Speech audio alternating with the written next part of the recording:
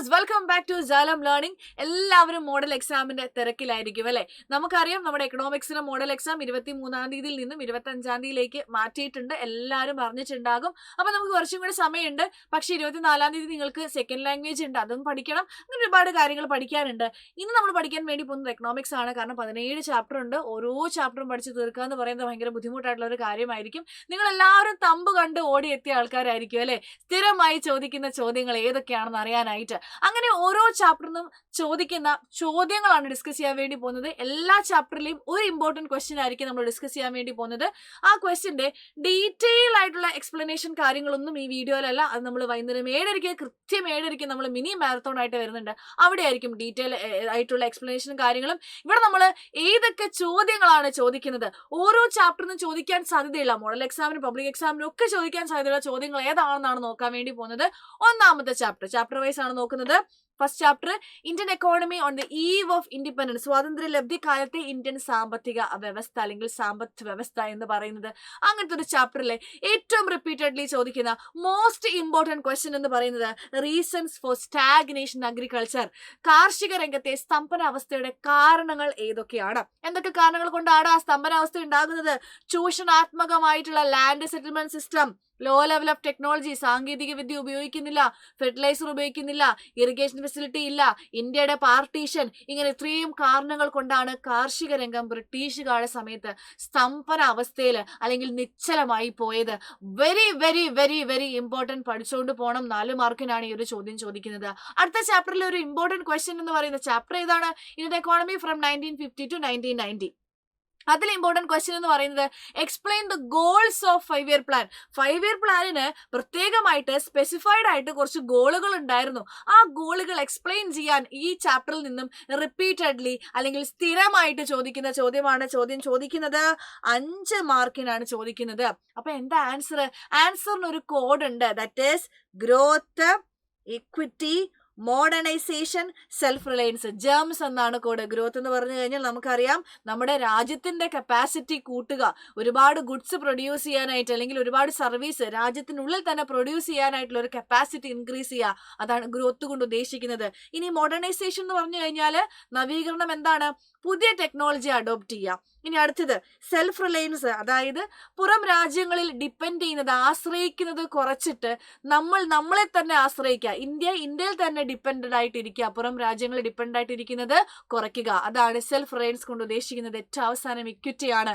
അതായത് ഇന്ത്യയിൽ താമസിക്കുന്ന ഇന്ത്യൻ പൗരന്മാർക്ക് എല്ലാവർക്കും അവരുടെ ബേസിക് നെസസിറ്റി, അടിസ്ഥാന സൗകര്യങ്ങൾ മീറ്റ് ചെയ്യാനായിട്ട് പറ്റിയിട്ടുണ്ടാവണം. അപ്പൊ അവിടെ റിച്ച് എന്നും പുവർ എന്നുള്ള ഇൻഇക്വാളിറ്റി അല്ലെങ്കിൽ ഇൻകത്തിലുള്ള ഇൻഇക്വാളിറ്റി ഒന്നും കാണരുത്. അതൊക്കെ എടുത്തു മാറ്റണം. ഇതാണ് ജേംസ് കൊണ്ട്, growth, equity, modernization, self Reliance കൊണ്ട് ഉദ്ദേശിക്കുന്നത്. പഠിച്ചു വെക്കുക. മിസ് ഡീറ്റെയിൽ ആയിട്ട് പറയുന്നില്ല. ഇതൊക്കെ നിങ്ങൾ പഠിച്ച കാര്യങ്ങളാണ്.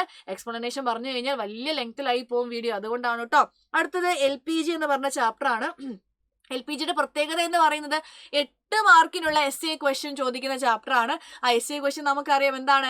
Explain the new economic policy. പുതിയ സാമ്പത്തിക നയത്തെക്കുറിച്ച് ഒരു നോട്ട് ഉണ്ടാക്കാനായിട്ടാണ് പറഞ്ഞിരിക്കുന്നത്. അതാണ് ഈ ചാപ്റ്ററിന് സ്ഥിരമായിട്ട് ചോദിക്കുന്ന 8 മാർക്കിന്റെ ചോദ്യം എന്ന് പറയുന്നത്. അപ്പൊ നമ്മൾ എന്താണ് ലിബറലൈസേഷൻ എന്ന് എഴുതുക? അതായത് എക്കണോമിയിലെ സെക്ടേഴ്സ് ഒക്കെ ഓപ്പൺ അപ്പ് ചെയ്യാൻ, ഫ്രീഡം കൊടുക്കാൻ, റെസ്ട്രിക്ഷൻസ് ഒക്കെ കുറയ്ക്കാൻ വേണ്ടി കൊണ്ടുവന്ന ഒരു മെത്തേഡാണ് അല്ലെങ്കിൽ ഒരു പോളിസിയാണ് ലിബറലൈസേഷൻ അഥവാ ഉദാരവൽക്കരണം എന്ന് പറയുന്നത്. അങ്ങനെയാണെങ്കിൽ ഇതിനകത്തുള്ള കുറച്ച് പോയിന്റ്സ് എന്താണ്? Industrial sector reforms, financial sector reforms, tax reforms, trade and investment policy reforms, foreign exchange reforms, ഇങ്ങനത്തെ റിഫോംസിനെ പറ്റി ചെറുതാക്കി ഒന്ന് എഴുതി വെക്കുക. ഒരുപാട് വലുതാക്കരുത്. വലുതായി പോയി കഴിഞ്ഞാൽ ബാക്കിയുള്ള ചോദ്യങ്ങൾ എഴുതാൻ വേണ്ടി നമുക്ക് പറ്റത്തില്ല. അടുത്തത് എഴുതുക പ്രൈവറ്റൈസേഷൻ, സ്വകാര്യവൽക്കരണം. എന്താണ്? പബ്ലിക് സെക്ടറിന് ഇമ്പോർട്ടൻസ് കൊടുക്കുന്നത് കുറച്ചിട്ട് പ്രൈവറ്റ് ഏരിയക്ക് കുറച്ച് ഇമ്പോർട്ടൻസ് കൊടുക്കുക. അവർക്ക് കുറച്ച് പുതിയ സ്ഥാപനങ്ങൾ തുടങ്ങാനായിട്ടുള്ള അനുമതികൾ കൊടുക്കുക. ഇതാണ് പ്രൈവറ്റൈസേഷൻ കൊണ്ട് ഉദ്ദേശിക്കുന്നത്. ഇതിന് വേറൊരു പേരുണ്ട്. എന്താണ്? ഡീനാഷണലൈസേഷൻ. നിങ്ങൾ ഓർത്തു വെച്ചേക്കണം. ഡീനാഷണലൈസേഷൻ ഏതോ ഒരു വർഷം 1 മാർക്കിന് എന്താണ് ഡീനാഷണലൈസേഷൻ അല്ലെങ്കിൽ പ്രൈവറ്റൈസേഷന്റെ വേറൊരു പേര് എന്ന് പറഞ്ഞ് ചോദിച്ച് കണ്ടിട്ടുണ്ട്. അപ്പൊ ഇവിടെ നമുക്ക് വേറൊരു കാര്യം എഴുതാൻ പറ്റുന്നത് ഡിസ്ഇൻവെസ്റ്റ്മെന്റ് ആണ് അല്ലെ. എന്താണ് ഡിസ്ഇൻവെസ്റ്റ്മെന്റ് എന്ന് പറഞ്ഞു കഴിഞ്ഞാൽ it implies selling government investment in public sector undertaking. ഗവൺമെന്റിന്റെ സ്ഥാപനങ്ങൾ പ്രൈവറ്റിന് വിൽക്കുവാണ്, സെയിൽ ചെയ്യാണ്. അവിടെ കൊടുക്കുമെന്നല്ല, വെറുതെ കൊടുക്കല്ല, പൈസയ്ക്ക് സെയിൽ ചെയ്യുന്നതിനെയാണ് ഡിസ്ഇൻവെസ്റ്റ്മെന്റ് എന്ന് പറയുന്നത്. പ്രൈവറ്റൈസേഷൻ എഴുതുന്ന സമയത്ത് ഡിസ്ഇൻവെസ്റ്റ്മെന്റ് കൂടെ സൈഡിൽ എഴുതി വെച്ചിരുന്ന നല്ലതാണ്, എഴുതി വെക്കണം നിങ്ങൾ. അടുത്തത് ഗ്ലോബലൈസേഷൻ ആണ്. ഗ്ലോബലൈസേഷൻ എന്ന് പറഞ്ഞു കഴിഞ്ഞാൽ നമുക്കറിയാം എല്ലാ രാജ്യങ്ങളുമായിട്ടുള്ള ഒരു ഏകീകരണം, ഒരു ഇന്റഗ്രേഷനെയാണ് നമ്മൾ ഗ്ലോബലൈസേഷൻ അഥവാ ആഗോളവൽക്കരണം എന്ന് വിളിക്കുന്നത്, അല്ലെ? അങ്ങനെയാണെന്നുണ്ടെങ്കിൽ ഫീച്ചേഴ്സ് ആണ് രണ്ടാമത് എഴുതേണ്ടത്. എന്താ features? Closer integration of countries, രാജ്യങ്ങളെല്ലാം തമ്മിൽ നല്ലൊരു ഇന്റഗ്രേഷൻ, ഇന്റർ കണക്ടഡ്നെസ് ഒക്കെ ഉണ്ടാകും. അതേപോലെ തന്നെ ഫ്രീ ഫ്ലോ ഓഫ് ഗുഡ്സ്, സാധനങ്ങൾ അങ്ങോട്ടും ഇങ്ങോട്ടും പോകുന്നു, സർവീസ്, അതേപോലെ നോളജ്, ക്യാപിറ്റല്, ഇങ്ങനെ എല്ലാം അങ്ങോട്ടും ഇങ്ങോട്ടും രാജ്യങ്ങളിൽ നിന്ന് അങ്ങോട്ട് രാജ്യങ്ങളിൽ നിന്ന് അങ്ങോട്ടൊക്കെ ഫ്രീ ഫ്ലോ ആണ് നടക്കുന്നത് ബിക്കോസ് ഓഫ് ആഗോളവൽക്കരണം, ഗ്ലോബലൈസേഷൻ. അത് കൃത്യമായിട്ട് എഴുതി വെക്കുക. ഇവിടെ നമുക്ക് ഡിസ്ഇൻവെസ്റ്റ്മെന്റ് പോലെ എഴുതേണ്ട ഒരു ടോപ്പിക് ഉണ്ട്, out sourcing. What is out sourcing? പുറം വാങ്ങൽ എന്ന് പറഞ്ഞു കഴിഞ്ഞാൽ സോഴ്സിങ് ഫ്രം ഔട്ട് സൈഡിനെയാണ് നമ്മൾ പറയുന്നത്. ഡെവലപ്ഡ്, അതായത് നല്ല ഡെവലപ്പ് ആയിട്ടുള്ള അമേരിക്ക, ഓസ്ട്രേലിയ പോലുള്ള രാജ്യങ്ങൾ, ഡെവലപ്പ് ചെയ്തുകൊണ്ടിരിക്കുന്ന ഇന്ത്യയെ പോലുള്ള രാജ്യങ്ങളിൽ നിന്നും സോഴ്സസ് എന്ത് ചെയ്യും? അവർ യൂസ് ചെയ്ത് അവരുടെ കമ്പനി ഡെവലപ്പ് ചെയ്യാൻ വേണ്ടി നോക്കും. അതിനെയാണ് ഔട്ട് സോഴ്സിങ് എന്ന് പറയുന്നത്. ഇന്ത്യ നല്ലൊരു ഡെസ്റ്റിനേഷൻ ആണ് എന്തിന്? ഔട്ട് സോഴ്സിങ്ങിന്. മക്കളെ, ഇതിന്റെ എക്സ്പ്ലനേഷൻ കാര്യങ്ങളൊന്നും ഡീറ്റെയിൽ ആയിട്ട് മിസ് പറയുന്നില്ല, ജസ്റ്റ് മിസ് പറഞ്ഞു പോകുന്നതേ ഉള്ളൂ കേട്ടോ. കാരണം എല്ലാ ചാപ്റ്ററും 17 ചാപ്റ്ററിൽ നിന്നുള്ള ചോദ്യങ്ങൾ നോക്കണം. നോട്ട്സ് നിങ്ങൾക്ക് ഇതിന്റെ കമ്മ്യൂണിറ്റിയിലൊക്കെ അവൈലബിൾ ആവും. സോ നിങ്ങൾ അവിടെ നോട്ട്സ് വായിച്ചിട്ടൊന്ന് ഈ ഒരു ലൈവ് കാണുമ്പോൾ ഒന്ന് നോട്ട്സ് വെച്ചിട്ട് ആ വീഡിയോ കാണാനായിട്ട് ശ്രമിക്കുക കേട്ടോ. ഇനി നാലാമത്തെ ചാപ്റ്റർ ആണ് പോവർട്ടി എന്ന് പറയുന്നത്, ദാരിദ്ര്യം എന്ന് പറയുന്നത്. ഈ 4ാമത്തെ ചാപ്റ്ററിൽ നിന്നും റിപ്പീറ്റഡ്ലി ചോദിക്കുന്ന ഒരു ചോദ്യമാണ്. 8 മാർക്കിന്റെ എസ്സേ ക്വസ്റ്റ്യൻ ആണ്. പോളിസീസ് ആൻഡ് പ്രോഗ്രാംസ്, ദാരിദ്ര്യ നിർമ്മാർജ്ജനത്തിനുള്ള ഗവൺമെന്റ് കൊണ്ടുവന്ന എന്തൊക്കെ പോളിസീസ് ആണ്, എന്തൊക്കെ പ്രോഗ്രാമുകളാണ്? 8 മാർക്കിന് റിപ്പീറ്റഡ്ലി ചോദിക്കുന്ന ചോദ്യമാണ്. നമുക്കറിയാം എന്തൊക്കെയാണ് ദാരിദ്ര്യ നിവാരണത്തിനുള്ള നയങ്ങളും പരിപാടികളും എന്തൊക്കെയാണ്. 3 രീതിയിലാണ് അപ്രോച്ചുകൾ ഉള്ളത്, അല്ലെ? അതായത് ഗവൺമെന്റ് ഇതിനെ അപ്രോച്ച് ചെയ്യുന്നൊരു വിധമുണ്ട്. 3 ടൈപ്സ് ഓഫ് അപ്രോച്ച് ആണ് നമുക്ക് കാണാൻ വേണ്ടി പറ്റുന്നത്. Growth oriented approach, employment generation program, providing minimum basic amenity. നിങ്ങൾക്ക് കാണാം, സാമ്പത്തിക വളർച്ചയെ ആശ്രയിക്കൽ, ആസ്തികളും തൊഴിലും ഉണ്ടാക്കി കൊടുക്കൽ, ജനങ്ങൾക്ക് മിനിമം അടിസ്ഥാന സൗകര്യങ്ങൾ കൊടുക്കുന്നത്. ഇങ്ങനെ 3 സെക്ടർ ആയിട്ടാണ് എന്ത് കൊണ്ടുവന്നത്? ഗവൺമെന്റ് അപ്രോച്ചസ് കൊണ്ടുവന്നത്. ഇങ്ങനെ അപ്രോച്ചസിന് ശേഷം ഓരോ അപ്രോച്ചിലും ഓരോ കാര്യങ്ങളാണ് പറയുന്നത്. ഇപ്പൊ ഗ്രോത്ത് ഓറിയന്റഡ് നമുക്കറിയാം, വളർച്ചയ്ക്ക് വേണ്ടിയിട്ടാണ് ഗവൺമെന്റ് കൊണ്ടുവന്നത്. രാജ്യം ഒട്ടാകെ വളർന്നു കഴിഞ്ഞാൽ പാവപ്പെട്ടവരും അവർ ദാരിദ്ര്യത്തിൽ നിന്നും പുറത്തു വന്നോളും എന്ന് ഗവൺമെന്റ് വിശ്വസിച്ചു. അതൊരു തിയറിയുടെ അടിസ്ഥാനത്തിലാണ്. ആ തിയറിയുടെ പേരാണ് ട്രിക്കിൾ ഡൗൺ, അതായത് കിനിഞ്ഞിറങ്ങൽ സിദ്ധാന്തം. ഈ രാജ്യം നന്നായാൽ അതിന്റെ ബെനിഫിറ്റ് എല്ലാ തട്ടിലേക്കും ഇങ്ങനെ ഇറങ്ങിപ്പോകുന്ന ആര് പറഞ്ഞു? ഗവൺമെന്റ് വിശ്വസിച്ചിരുന്നു. രണ്ടാമത്തേതാണ് എംപ്ലോയ്മെന്റ് ജനറേഷൻ സ്കീം. അപ്പൊ ഇത് നടക്കുന്നില്ല എന്ന് കണ്ടപ്പോൾ രണ്ടാമത്തെ അപ്രോച്ച് കൊണ്ടുവന്നു. പുള്ളപ്പ് തിയറിയാണിത്. എന്ന് വെച്ചിട്ടുണ്ടെങ്കിൽ എന്താ? പുള്ളപ്പ് എന്നാ പിടിച്ച് വലിക്കുക, അതായത് അവരെ പോവർട്ടിയിൽ നിന്നും പിടിച്ച് പുറത്തേക്ക് കൊണ്ടുവരിക. ഇവിടെയാണ് നമ്മുടെ പ്രോഗ്രാമുകൾ വരുന്നത്. സെൽഫ് എംപ്ലോയ്മെന്റും വേജ് എംപ്ലോയ്മെന്റിലും ഏതെങ്കിലും ഒരു 4 പ്രോഗ്രാം നിങ്ങൾ എന്ത് ചെയ്യുക? ഇവിടെ എഴുതി വെക്കുക. അടുത്തത് പ്രൊവൈഡിങ് മിനിമം ബേസിക് അമ്യൂണിറ്റി ആണ്. ഇവിടെ വരുന്നത് ഫുഡ് സെക്യൂരിറ്റി പ്രോഗ്രാമും സോഷ്യൽ സെക്യൂരിറ്റി പ്രോഗ്രാമും ആണ്. ഫുഡ് സെക്യൂരിറ്റിക്ക് നിങ്ങൾക്ക് പച്ചവെള്ളം പോലെ അറിയാം, അല്ലെ? PDS, പബ്ലിക് ഡിസ്ട്രിബ്യൂഷൻ സിസ്റ്റം ആണ്. MDS എന്താണ്? MDMS, free cooked meals at സ്കൂളിൽ നിന്നും ഫ്രീ കുക്ക്ഡ് മീൽസ് നമുക്ക് ലഭിക്കുന്നു. ഇപ്പൊ ഈ വക കാര്യങ്ങളൊന്നും നിങ്ങൾ ഓർത്ത് വെച്ചിരിക്കുക. ഇത് ഇങ്ങനെ എഴുതി വെക്കരുത്, ഇതിന്റെ എക്സ്പ്ലനേഷൻ നിങ്ങൾ കൊടുക്കണം കേട്ടോ. അടുത്ത ചാപ്റ്റർ ഹ്യൂമൻ ക്യാപിറ്റൽ ഫോർമേഷൻ ആണ്. ഹ്യൂമൻ ക്യാപിറ്റൽ ഫോർമേഷനിൽ നിന്നും ആകെ ഒരു ചോദ്യമാണ് റിപ്പീറ്റഡ്ലി മോഡൽ എക്സാമിന്, ക്രിസ്മസ് എക്സാമിന്, പബ്ലിക് എക്സാമിനും ഒക്കെ ചോദിക്കുന്നത്. എന്താണ്? Explain the major sources of human capital formation. മനുഷ്യ മൂലധന രൂപീകരണത്തിന്റെ ഉറവിടങ്ങൾ എഴുതുക എന്നുള്ളത് 5 മാർക്കിന് ചോദിക്കുന്ന ചോദ്യമാണ്. എന്തൊക്കെയാണ് ഉറവിടങ്ങൾ എന്ന് പറയുന്നത്? Education, health, on the job training, migration, information. നമ്മുടെ കോഡ് എന്താണ്? ഹോമി, ഹീസ് മൈ റൂമി എന്നൊക്കെ പറയില്ലേ? സോ ഹോമി എന്ന വാക്ക് എന്താണ്? H for health, O for on the job training, M for migration, I for information and E for education. Clear അല്ലേ? അടുത്ത chapter rural development. Rural ഡെവലപ്മെന്റിൽ നിന്നും 5 മാർക്കിനും ആ സെയിം ക്വസ്റ്റ്യൻ 8 മാർക്കിനും ചോദിച്ച് കണ്ടിട്ടുണ്ട്. സ്ഥിരമായിട്ട് ചോദിക്കുന്ന ഒരു ചോദ്യമാണ് അഗ്രികൾച്ചറൽ മാർക്കറ്റിംഗിന്റെ മെഷേഴ്സിനെ പറ്റി. അപ്പൊ ആദ്യം നിങ്ങൾ അഗ്രികൾച്ചർ മാർക്കറ്റിന്റെ മെഷേഴ്സ് എഴുതാതെ അത് എന്താണെന്ന് എഴുതി വെക്കുക. എന്താണ് അഗ്രികൾച്ചർ മാർക്കറ്റിംഗ് എന്നുള്ളത് എഴുതി വെക്കുക. അത് സ്റ്റോർ ചെയ്യാൻ, പ്രോസസ് ചെയ്യാൻ, ട്രാൻസ്പോർട്ട് ചെയ്യാൻ, പാക്ക് ചെയ്യാൻ, ഗ്രേഡ് ചെയ്യാൻ, ഇതൊക്കെ ചെയ്യുന്നതിനെയാണ് അഗ്രികൾച്ചറൽ മാർക്കറ്റിംഗ് എന്ന് പറയുന്നത്. നമുക്കറിയാം കാശ്മീരിലുള്ള ഒരു ആപ്പിള് ഇന്ത്യയില് നമ്മുടെ കേരളത്തിലേക്ക് എത്തുന്നത് എന്തുകൊണ്ടാണ്? ആദ്യം ഈ ആപ്പിൾ പറിച്ചിട്ട് അസംബിൾ ചെയ്യുന്നു, അത് നല്ല രീതിയിൽ സ്റ്റോർ ചെയ്യുന്നു, നല്ല പ്രോസസ്സ് ചെയ്യുന്നു, കഴുകി വൃത്തിയാക്കുന്നു, അത് ട്രാൻസ്പോർട്ട് ചെയ്ത് ലോറി വഴിയോ ട്രെയിൻ വഴിയോ ട്രാൻസ്പോർട്ട് ചെയ്ത് എത്തുന്നു, അത് കൃത്യമായിട്ട് പാക്ക് ചെയ്യുന്നു. ഗ്രേഡിംഗ് എന്ന് പറഞ്ഞാൽ എത്ര നാൾ നിൽക്കും, അത് ഗ്രേഡ് ഒക്കെ ചെയ്ത് നമ്മളടുത്തേക്ക് ആ ആപ്പിൾ എത്തുന്ന ആ പ്രോസസ്സിനെ നമ്മൾ അഗ്രികൾച്ചറൽ മാർക്കറ്റിംഗ് എന്ന് വിളിക്കും. അങ്ങനെയാണെങ്കിൽ ഇത് ഇംപ്രൂവ് ചെയ്യാൻ ഗവൺമെന്റ് കൊണ്ടുവന്ന മെഷേഴ്സ് എന്താണ്? 8 മാർക്കിന് ഓർ 5 മാർക്കിന് റിപ്പീറ്റഡ്ലി ചോദിക്കുന്ന ചോദ്യമാണ്. എന്താണ് മക്കളെ? Establishment of regulated market. അതായത് നമ്മുടെ കർഷകർക്ക് ഡയറക്റ്റ് കൊണ്ടുവന്ന് വിൽക്കാം, മിഡിൽമെൻ ഇടനിലക്കാരുടെ ശല്യമൊന്നും അവിടെ ഇല്ല. ഇനി പ്രൊവിഷൻ ഓഫ് ഇൻഫ്രാസ്ട്രക്ചർ, ഈ സ്റ്റോർ ചെയ്യണമെങ്കിൽ നല്ല കോൾഡ് സ്റ്റോറേജ്, നല്ല ഗോഡൌൺ ഒക്കെ വേണം, അതൊക്കെ ഗവൺമെന്റ് ശരിയാക്കി കൊടുക്കും. Cooperative marketing, providing price supports, വിലകൾ കൊടുക്കുക. ഇനി പ്രൊവൈഡിങ് ക്രെഡിറ്റ് ഫെസിലിറ്റി, വായ്പാ സംവിധാനങ്ങൾ കൊടുക്കും കർഷകർക്ക്, ലോ റേറ്റ് ഓഫ് ഇൻട്രസ്റ്റ്, കുറഞ്ഞ പലിശ നിരക്കിൽ കൊടുക്കും. ഇനി പബ്ലിക് ഡിസ്ട്രിബ്യൂഷൻ സിസ്റ്റം, നമ്മുടെ റേഷൻ കടകൾ, PDS. ക്ലിയർ ആയോ? ആ ചാപ്റ്ററിന്, അതായത് റൂറൽ ഡെവലപ്മെന്റിന് ഈ ഒരു ക്വസ്റ്റ്യൻ മാത്രമാണ് സ്ഥിരമായിട്ട് ചോദിക്കുന്നത്. ഇത് മാത്രം ചോദിക്കും നല്ല കേട്ടോ മക്കളെ, ഇതും ചോദിക്കും, ബാക്കിയുള്ള ചോദ്യങ്ങൾ ചോദിക്കും. പക്ഷേ സ്ഥിരമായിട്ട് ചോദിക്കുന്ന ചോദ്യങ്ങളാണ് നമ്മൾ ഡിസ്കസ് ചെയ്യുന്നത് കേട്ടോ. ഇനി 7ാമത്തെ ചാപ്റ്റർ ആണ് employment growth, informalisation and other issues. ഇവിടുന്ന് ഒരുപാട് ടേബിളുകളാണ് ചോദിക്കുന്നത്. അതിനേക്കാൾ ഉപരി ചോദിക്കുന്ന ഒരു ചോദ്യമാണ് ടൈപ്സ് ഓഫ് അൺഎംപ്ലോയ്മെന്റ്. അൺഎംപ്ലോയ്മെന്റിന്റെ ഏതൊക്കെ ടൈപ്സ് ആണ്? 4 ടൈപ്സ് ആണ്. Open unemployment, seasonal unemployment, disguised, structural. എന്താ ഓപ്പൺ എന്ന് പറഞ്ഞു കഴിഞ്ഞാൽ ജോലി ചെയ്യാൻ താല്പര്യമുണ്ട്, ജോലി അവൈലബിൾ അല്ല. എന്താ സീസണല്? ഒരു സീസണിൽ മാത്രം ജോലി ഉണ്ടാകും. കച്ചവടക്കാർക്കാണെങ്കിൽ വിഷുവിന്റെ സമയത്ത് ഉണ്ടാവും, അല്ലെങ്കിൽ ദീപാവലിയുടെ സമയത്ത് ജോലി ഉണ്ടാവും, ബാക്കി സമയം വരെ അൺഎംപ്ലോയിഡ് ആണ്. ഇനി ഡിസ്ഗൈസ്ഡ് എന്ന് പറയുന്നത് ആവശ്യത്തിലും അധികം ആൾക്കാരെ എംപ്ലോയ് ചെയ്യാണ്. മേജർ പ്രശ്നം വരുന്നത് അഗ്രികൾച്ചർ സെക്ടർ, അതായത് കൃഷി മേഖലയിലാണ്. 10 പേര് പണിയെടുക്കുന്നു, ഒരാളെ മാറ്റി 9 പേര് പണിയെടുത്താലും സെയിം ഔട്ട്പുട്ട് ആണെങ്കിൽ 10ാമത്തെ ആൾ വെറുതെ പണിയെടുക്കുകയല്ലേ? അതാണ് ഡിസ്ഗൈസ്ഡ്, പ്രച്ഛന്ന തൊഴിലില്ലായ്മ എന്ന് പറയും. ഇനി സ്ട്രക്ചറൽ അൺഎംപ്ലോയ്മെന്റ്, അതായത് ടെക്നോളജിയിൽ എന്തെങ്കിലും മാറ്റം ഉണ്ടാവുകയാണെങ്കിൽ നമുക്ക് അവിടെ ജോലി ചെയ്യാൻ വേണ്ടി പറ്റുന്നില്ല. അപ്പം നമ്മൾ വർക്ക് ചെയ്യുന്ന ഒരു കമ്പനിയിൽ പുതിയ കമ്പ്യൂട്ടർ കൊണ്ടുവന്നു, നമുക്ക് കമ്പ്യൂട്ടർ ഉപയോഗിക്കാൻ അറിയത്തില്ല എന്നുണ്ടെങ്കിൽ നമ്മളോട് അവിടെ നിന്ന് ഇറങ്ങി പോകാൻ വേണ്ടി പറയും. അങ്ങനെ ജോലി നഷ്ടപ്പെടുവാണെങ്കിൽ അതാണ് സ്ട്രക്ചറൽ അൺഎംപ്ലോയ്മെന്റ്. ടെക്നോളജിയിൽ മാറ്റം വരുമ്പോൾ ജോലി നഷ്ടപ്പെടുന്നത്. ക്ലിയർ ആണോ? അടുത്ത chapter environment and sustainable development ആണ്. നമുക്കറിയാം ഇവിടെ റിപ്പീറ്റഡ്ലി ചോദിക്കുന്ന ആകൊരു ചോദ്യമാണ്, എന്താണ്? ഫങ്ഷൻസ് ഓഫ് എൻവയോൺമെന്റ് ധർമ്മങ്ങൾ. ഒന്നെങ്കിൽ ഇങ്ങനെ ഫില്ല് ചെയ്യാൻ വേണ്ടി ചോദിക്കും, ഇല്ലെങ്കിൽ എക്സ്പ്ലെയിൻ ചെയ്യാൻ വേണ്ടി ചോദിക്കും. ഇത് പഠിക്കാൻ ഒരു കോഡ് നമ്മൾ പഠിച്ചിട്ടുണ്ട്. എന്താണ്?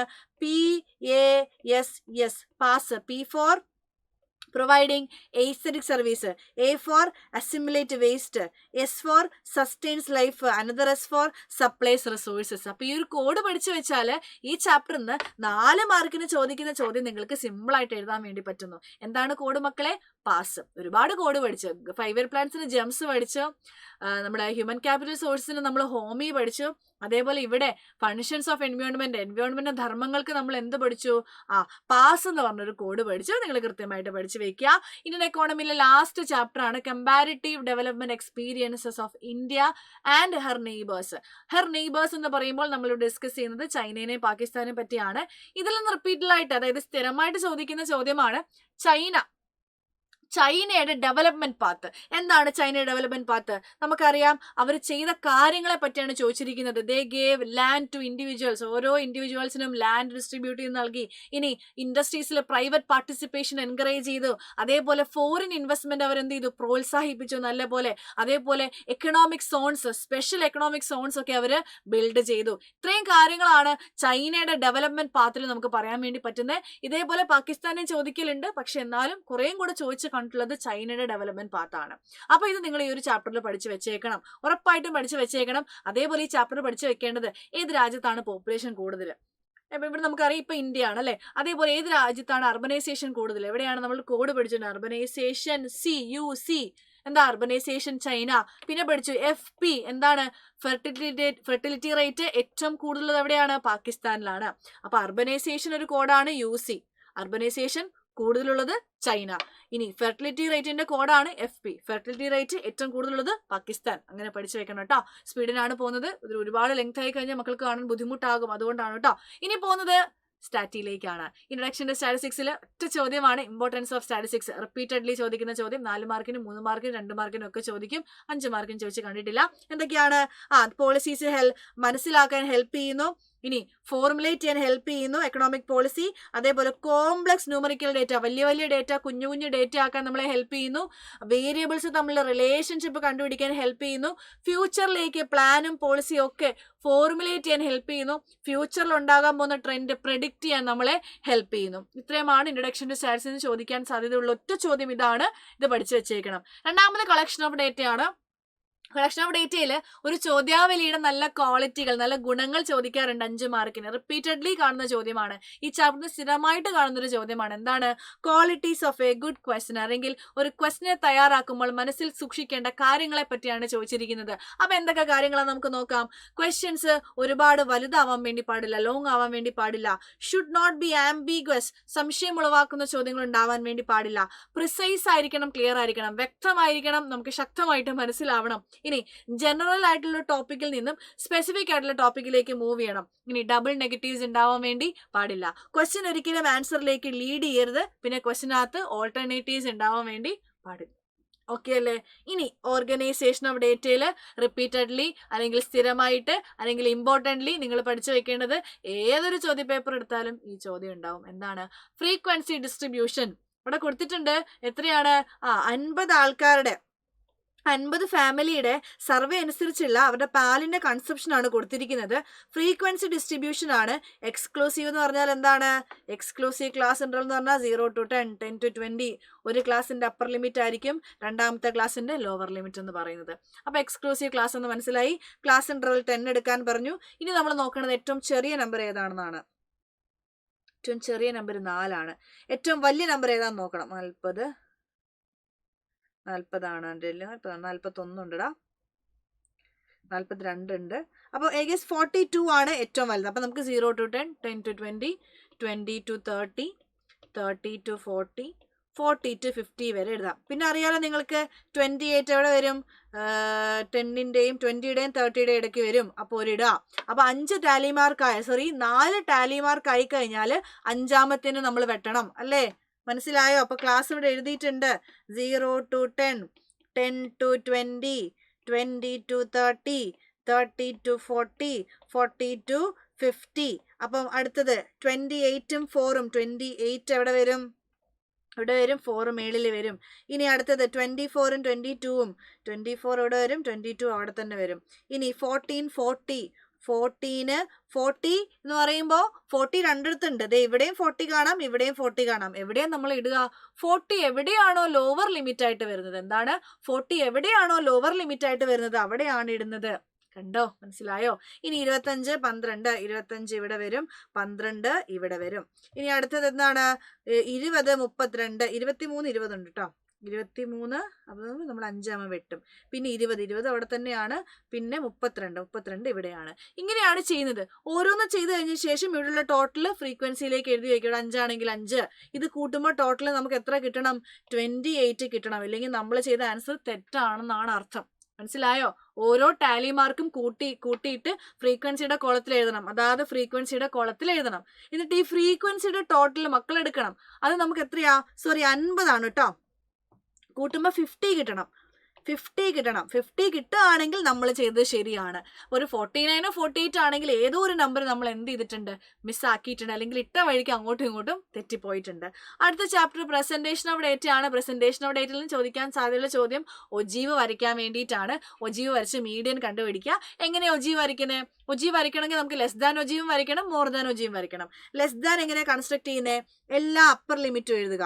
10, 20, 30, ഇനി 30, 40. മോർ ദാനിൽ എല്ലാ ലോവർ ലിമിറ്റും എഴുതുക. 50 ഉണ്ട് കേട്ടോ. 0, 10, 20, 30, 40. ഇനി നമ്മൾ ലെസ് ദാനിൽ ചെയ്യാൻ വേണ്ടി പോകുന്ന ക്യുമുലേറ്റീവ് ഫ്രീക്വൻസി ലെസ് ദാൻ എങ്ങനെയാണ് കണ്ടുപിടിക്കുന്നത്? ആദ്യത്തെ നമ്പർ അതേപോലെ എഴുതുക, 10. ഇനി 10ന്റെ കൂടെ 16 കൂട്ടുക, 26. ഇനി 26ന്റെ കൂടെ 40 കൂട്ടുക, 66. 66ന്റെ കൂടെ 22 കൂട്ടുക, 88. 88 ലാസ്റ്റ് 12 കൂട്ടുക 100. മക്കൾക്ക് ഒരു സംശയം, ചെയ്തത് ശരിയാണോ എന്ന് അറിയത്തില്ല, ഒന്ന് റീചെക്ക് ചെയ്യണം. അപ്പൊ ഇവിടെ 100 ആണല്ലോ വന്നത്. ഈ 100 തന്നെ ആയിരിക്കണം ഈ ഫ്രീക്വൻസിയുടെ ടോട്ടൽ. ഇതെല്ലാം ആഡ് ചെയ്യുക. 10 + 16 + 40 + 22 + 12 എത്ര കിട്ടും? 100 തന്നെ കിട്ടും. അങ്ങനെയാണെങ്കിൽ നിങ്ങൾ ചെയ്തത് ശരിയാണ്. ഇനി മോർ ദാൻ എന്താ ചെയ്യുന്നത്? ടോട്ടൽ എടുക്കുക. ടോട്ടൽ എത്ര കിട്ടിയത്? 100. അത് ആദ്യം എഴുതുക. 100-ൽ നിന്നും ഓരോ നമ്പർ, ഇവിടെ നിന്നാണോ ഇതാണോ? അല്ല, ഇതാണ് ഡിഡക്ട് ചെയ്യേണ്ടത്. 100 - 10 90. ഇനി അടുത്തത് എന്താ മൈനസ് ചെയ്യേണ്ടത്? -16.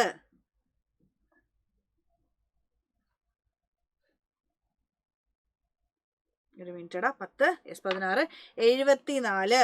ഇനി 74 - 40 34. 34 - 22 12.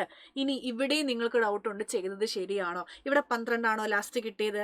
അതേപോലെ ഇവിടെയുള്ള ലാസ്റ്റ് 12 ആണ്. അപ്പം രണ്ടിടത്തും സെയിം 12 കിട്ടിയെങ്കിൽ നിങ്ങൾ ചെയ്തത് ശരിയാണ്. കാരണം നമ്മൾ മൈനസ് ചെയ്ത് 22 വരെയാണ് അല്ലേ?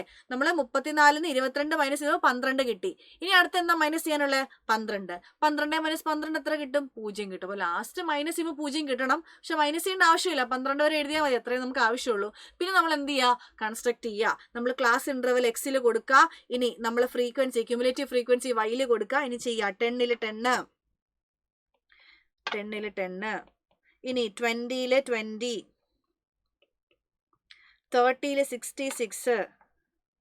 ഇവിടെ 50 വരെ വരച്ചിട്ടുള്ളൂ. നിങ്ങൾ എന്ത് ചെയ്യുക? അത് കൃത്യമായിട്ട് നോക്കി വരയ്ക്കുക. അപ്പം അങ്ങനെ നമ്മൾ മാർക്ക് ചെയ്ത് ഓരോ 40-ൽ എത്രയാണ്? 40-ൽ 88, 50-ൽ 100 ഇങ്ങനെ മാർക്ക് ചെയ്ത് നമുക്ക് ഇതേ മേലേക്ക് ഇങ്ങനെ റൈസ് ചെയ്യുന്ന ഒരു കർവായിട്ട് കിട്ടും. ഇനി ഇവിടെ 0-ൽ 100 ആണ്. അപ്പോൾ 0-ൽ 100 എന്ന് പറയുമ്പോൾ y ആക്സിസിൽ തന്നെയാണ് നമ്മൾ മാർക്ക് ചെയ്യേണ്ടത്. വൈയിൽ തന്നെയാണ്. അത് 0-ൽ 100 ആണ്. 0 എവിടെ വരിക? വൈയുടെ ഇങ്ങനെ നേരെയല്ലേ വരിക, അവിടെ തന്നെ മാർക്ക് ചെയ്യുക. പിന്നെ 10-ൽ എത്രയാണ്? 90. അപ്പോഴത്തേക്കും 100-ന് താഴെ വരും. അടുത്തത് 20-ൽ 74. അപ്പോൾ നമുക്ക് 60-യുടെയും ഇതിൻ്റെ നടുക്ക് കൊടുക്കാം. ഇവിടെ 50 വരെ മിസ് എഴുതിയിട്ടുള്ളൂ, അതുകൊണ്ടാണ് കേട്ടോ.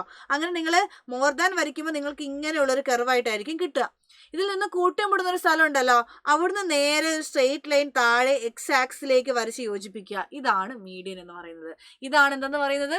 മീഡിയൻ എന്ന് പറയുന്നത്. സിമ്പിൾ അല്ലേ? അടുത്ത ചാപ്റ്ററിലേക്ക് മെഷേഴ്സ് ഓഫ് സെൻട്രൽ ടെൻഡൻസി. ഇവിടുന്ന് 8 മാർക്കിന് ചോദിക്കുന്ന ചോദ്യമാണ് കൊടുത്തിരിക്കുന്നത്. Calculate mean median mode. ഭയങ്കര സിമ്പിളാണ്. ചെയ്യുന്നില്ല, ഇക്വേഷൻസും കാര്യങ്ങളും പറഞ്ഞു തരാം. ഇവിടെ ഇക്വേഷൻ മീൻ കണ്ടുപിടിക്കാൻ കണ്ടിന്യൂസ് സീരീസിൽ സിഗ്മ FM/n ആണ്. എഫ് എന്ന് പറയുന്ന ഫ്രീക്വൻസി ഓൾറെഡി ക്വസ്റ്റിന് തന്നിട്ടുണ്ട്. എം ഇത് പുതിയതായിട്ട് കേൾക്കായിരിക്കും. എം എന്ന് പറഞ്ഞാൽ മിഡ് പോയിന്റ് ആണ് മക്കളെ. ഓരോ ക്ലാസ്സിന്റെ മിഡ് പോയിന്റ് 10, 20 മിഡ് പോയിന്റ്, 15, 20, 30, 25, 30, 40, 35, 45, 55, 65. ഇനി എഫ് ഇൻറ്റു എം 3 × 15, 4 × 25, 10 × 35, 350 കിട്ടും അല്ലേ? ഇനി ബാക്കി എല്ലാം ഇൻറ്റു ചെയ്ത് ഇവിടെ നിങ്ങൾ ആൻസർ എഴുതണം. ഇനി വേണ്ട എന്താ?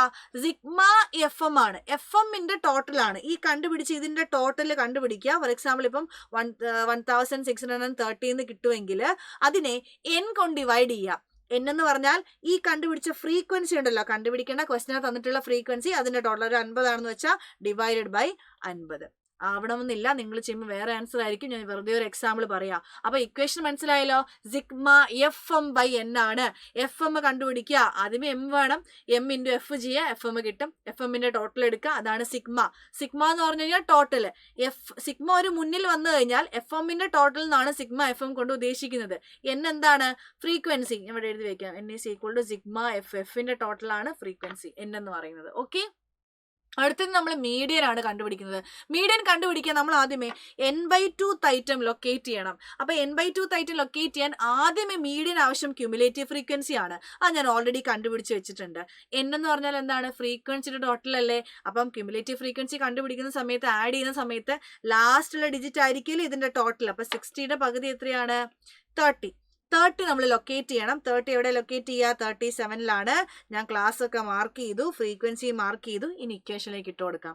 L കണ്ടുപിടിച്ച ക്ലാസിന്റെ ലോവർ ലിമിറ്റ് 40 പ്ലസ് n/2 നമ്മൾ കണ്ടുപിടിച്ചു 30 ആണ്. Minus CF. അപ്പൊ നമ്മൾ വിചാരിക്കും 37 ആണെന്ന്. അല്ല, 37-ന് മുകളിലുള്ള നമ്പറാണ്. 17 ആണ് ക്യുമുലേറ്റീവ് ഫ്രീക്വൻസി ആയിട്ട് വരിക. F ആ ക്ലാസിന്റെ ഫ്രീക്വൻസി 20. ഇൻറ്റു എച്ച് എന്ന് പറയുന്നത് ക്ലാസ് ഇൻ്റർവൽ. ഇത് ചെയ്യുമ്പോൾ നിങ്ങൾക്ക് എന്ത് കിട്ടും? ആൻസർ കിട്ടും. അടുത്ത ചോദ്യം മോഡാണ്. മോഡ് കണ്ടുപിടിക്കാൻ ഇക്വേഷൻ ഉണ്ട്. L+D1 divide by D1 + D2 into H. നമ്മൾ പഠിക്കുന്നത് മോഡ് എന്ന് പറയുന്നത് ഏറ്റവും റിപ്പീറ്റ് ചെയ്യുന്ന വാല്യൂ ആണ്. ഇവിടെ ഏറ്റവും റിപ്പീറ്റ് ചെയ്യുന്ന വാല്യൂ 20 ആണ്. അപ്പോൾ 20 നേരെയുള്ള ക്ലാസ് ആണ് മോഡൽ ക്ലാസ്. ഇനി ഇക്വേഷൻ ഇട്ട് കൊടുക്കുക. L ലോവർ ലിമിറ്റ് 40 ആണ്. പ്ലസ് D1 എന്ന് പറയുന്നത് നമ്മളിപ്പോൾ കണ്ടുപിടിച്ചില്ലേ ഒരു ഫ്രീക്വൻസി 20, അതും അതിന് മുന്നത്തെ ഫ്രീക്വൻസിയും തമ്മിലുള്ള ഡിഫറൻസ് 20 - 10 10. D2 എന്ന് പറയുന്നത് ഈ ഫ്രീക്വൻസിയും താഴത്തെ ഫ്രീക്വൻസി തമ്മിൽ ഡിഫറൻസ് 20 - 10 10 10 - 2 8. അപ്പം 10 + 8 ഇൻറ്റു എച്ച് ക്ലാസ് ഇൻ്റർവെൽ. അപ്പം D1 ഇതും തമ്മിലുള്ള ഡിഫറൻസ് ആണെങ്കിൽ D2 ഇതും തമ്മിലുള്ള ഡിഫറൻസ് ആണ്. താഴെ നമ്മുടെ ഡിഫറൻസ് ആണ് D2, മുകളിലെ ഡിഫറൻസ് ആണ് D1. സിമ്പിൾ അല്ലേ? ഇത് ചെയ്യുമ്പോൾ നിങ്ങൾക്ക് എന്ത് കിട്ടും? ആൻസർ കിട്ടിക്കോളും. നിങ്ങൾ ശ്രദ്ധിക്കേണ്ടത് മീൻ ആയാലും മീഡിയൻ ആയാലും ആദ്യമേ ഇത് ചെയ്യുക, പിന്നെ ഇൻറ്റു ചെയ്യുക, ഏറ്റവും ലാസ്റ്റ് 40 ആഡ് ചെയ്യുക. ആദ്യം 40 ആഡ് ചെയ്യരുത്. ഇവിടെയും ആദ്യമേ ഇത് ചെയ്യുക, പിന്നെ ഇൻറ്റു ചെയ്യുക, ഏറ്റവും ലാസ്റ്റ് 40 ആഡ് ചെയ്യുക. നമ്മുടെ 6ാമത്തെ ചാപ്റ്റർ ആണ് കോറിലേഷൻ. ഇവിടുന്ന് റിപ്പീറ്റഡ്ലി സ്ഥിരമായിട്ടായാലും എന്തായാലും ഇമ്പോർട്ടൻ്റ്ലി പഠിച്ചു വെക്കേണ്ടത് സ്കാറ്റർ ഡയഗ്രാം ആണ്. അവിടെ ഒരുപാട് റിലേഷൻസ് ഉണ്ട്. പോസിറ്റീവ് കോറിലേഷൻ എന്ന് പറഞ്ഞു കഴിഞ്ഞാൽ മുകളിലേക്കാണ് വരാം. പോസിറ്റീവ് ആയതുകൊണ്ട് അവിടെ ഇവിടെ നമ്മൾ വേരിയബിൾസ് ഇട്ട് കൊടുത്താൽ മതി. ഇനി നെഗറ്റീവ് കോറിലേഷൻ ആയതുകൊണ്ട് നേരെ നെഗറ്റീവ് എന്ന് കേട്ടാലേ നേരെ താഴേക്കാണ്. നമ്മുടെ നെഗറ്റീവ് ചിന്ത പറയുമ്പോൾ നേരെ താഴേക്കല്ലേ, അങ്ങനെ ആലോചിക്കുക. ഇനി അപ്പുറത്തും കുത്തിട്ട് കൊടുക്കുക. ഇനി നോ കോറിലേഷൻ എന്ന് പറഞ്ഞു കഴിഞ്ഞാൽ അപ്പുറത്തും ഒരു ബന്ധമില്ലാതെ കുറേ കുത്തിട്ട് കൊടുക്കുക. അല്ലെങ്കിൽ ഇൻഡു മാർക്ക് ആയാലും നിങ്ങൾക്ക് ഇഷ്ടമുള്ള ഇട്ട് കൊടുക്കാം. ഇനി പെർഫെക്റ്റ് പോസിറ്റീവ് എന്ന് പറഞ്ഞാൽ എന്താണ്? നേരെ മുകളിലേക്ക് പോസിറ്റീവ് ആയതുകൊണ്ട്, പെർഫെക്റ്റ് ആയതുകൊണ്ട് ആ ലൈൻസിൽ തന്നെ ആയിരിക്കും എന്ത് വേരിയബിൾസ് അല്ലെങ്കിൽ മാർക്കുകൾ വരുന്നത്. മാർക്ക് നമ്മൾ മാർക്ക് ചെയ്യുന്ന മാർക്കിനാണ് മാർക്ക് എന്ന് പറയുന്നത് കേട്ടോ. നെഗറ്റീവ് പെർഫെക്റ്റ് ആകുമ്പോൾ ആ ലൈൻസിലേ വരുള്ളൂ. നെഗറ്റീവ് എന്ന് പറഞ്ഞാൽ താഴോട്ട്, പോസിറ്റീവ് എന്ന് പറഞ്ഞാൽ മേളോട്ട്. വേറെ ഓർത്തിരിക്കാൻ ബുദ്ധിമുട്ടൊന്നുമില്ലല്ലോ. ഇൻഡെക്സ് നമ്പറിലേക്ക് പോവാം. ഇൻഡെക്സ് നമ്പറിൽ നമുക്ക് ഏറ്റവും ഇമ്പോർട്ടൻ്റ്ലി പഠിക്കാനുള്ള ചോദ്യം ഇതാണ്. സിമ്പിൾ അഗ്രിഗേറ്റീവ് പ്രൈസ് ഇൻഡെക്സ് കണ്ടുപിടിക്കുക. എന്താണ് ഇക്വേഷൻ സിമ്പിൾ അഗ്രിഗേറ്റീവിന്റെ? Sigma P1 divided by sigma P0 into 100 ആണ് ഇക്വേഷൻ നോട്ട്ബുക്കിലേക്ക് എഴുതി വെക്കുക. P1 എന്ന് പറയുന്നത് കറണ്ട് ഇയർ പ്രൈസ് ആണ്. P0 എന്ന് പറയുന്നത് ബേസ് ഇയർ പ്രൈസ് ആണ്. അപ്പൊ കറണ്ട് ഇയർ എന്ന് പറയുമ്പോൾ നമുക്ക് തന്നിട്ടുണ്ട് 6 6 12 12 10 22. ഇനി അതാണ് സിഗ്മ P1. ഇനി base year price 6 4 10 10 4 24 24 2 6 4 10 4 14 14 2 16 22 divide by 16 into 100 ചെയ്യുമ്പോൾ നമുക്ക് എന്ത് കിട്ടും? അവിടെ അഗ്രിഗേറ്റീവ് പ്രൈസ് ഇൻഡെക്സ് കിട്ടും. മക്കളെ ശ്രദ്ധിക്കുക, ഒന്നുകൂടെ പറഞ്ഞുതരാം. നമ്മുടെ ഇൻഡെക്സ് നമ്പറിൽ നിന്നും റിപ്പീറ്റഡ്ലി ചോദിക്കുന്ന ചോദ്യമാണ് സിമ്പിൾ അഗ്രിഗേറ്റീവ് പ്രൈസ് ഇൻഡെക്സ് കണ്ടുപിടിക്കുക എന്നുള്ളത്. അത് കണ്ടുപിടിക്കുന്ന ഇക്വേഷൻ ആണ് sigma P1 divide by P0 into 100. P1 എന്ന് പറഞ്ഞു കഴിഞ്ഞാൽ ഇപ്പോൾ കറണ്ട് ഇയറിലെ പ്രൈസ് ആണ്. P0 ബേസ് ഇയർ ആണ്. ഇപ്പൊ 2015 2025 ഉണ്ടെങ്കിൽ ഏതാ ബേസ് ഇയർ? 2005 ആണ് ബേസ് ഇയർ. 2025 എന്ന് പറയുന്നത് എന്താണ്? കറണ്ട് ഇയർ ആണ്. ക്ലിയർ ആയോ? അടുത്ത ഏറ്റവും ലാസ്റ്റത്തെ ചാപ്റ്റർ ആണ് യൂസ് ഓഫ് സ്റ്റാറ്റിസ്റ്റിക്കൽ ടൂൾസ്. ഇവിടെ നമുക്ക് മെയിൻ ആയിട്ട് പഠിക്കാനായിട്ടുള്ളത് എന്താണ്? Yes, steps towards making A project. ഒരു പ്രൊജക്ട് ഉണ്ടാക്കാനുള്ള സ്റ്റെപ്പുകളാണ്. എന്തൊക്കെയാണ്? ഒരു പ്രോബ്ലം ഐഡന്റിഫൈ ചെയ്യുക, ടാർഗറ്റ് ഗ്രൂപ്പ് ചൂസ് ചെയ്യുക, collection of data, organisation, presentation, analysis, interpretation, conclusion, bibliography. ഇത് നിങ്ങൾ ഒരുപാട് ഡീറ്റെയിൽ ആയി ഡിസ്കസ് ചെയ്യുന്നില്ല. ഇപ്പൊ തന്നെ നമ്മുടെ വീഡിയോ ലെങ്ത് നല്ലോണം കൂടിയിട്ടുണ്ട്. കാരണം 17 ചാപ്റ്ററിൽ ഇമ്പോർട്ടന്റ് ക്വസ്റ്റ്യൻസ് ആണ് ഡിസ്കസ് ചെയ്തത്. അപ്പോൾ യെസ്, ഇതൊക്കെ വെച്ചിട്ട് അടിപൊളിയായിട്ട് പഠിക്കുക. ഇന്ന് വൈകുന്നേരം കൃത്യം 7:30 മിനി മാരത്തോണും ആയിട്ട് വരുന്നുണ്ട്. അടിപൊളിയായിട്ട് പഠിച്ച എക്കണോമിക്സിൽ ഫുൾ മാർക്കും സ്കോർ ചെയ്യാൻ ശ്രമിക്കുക. അപ്പോൾ ഓൾ ദി ബെസ്റ്റ്.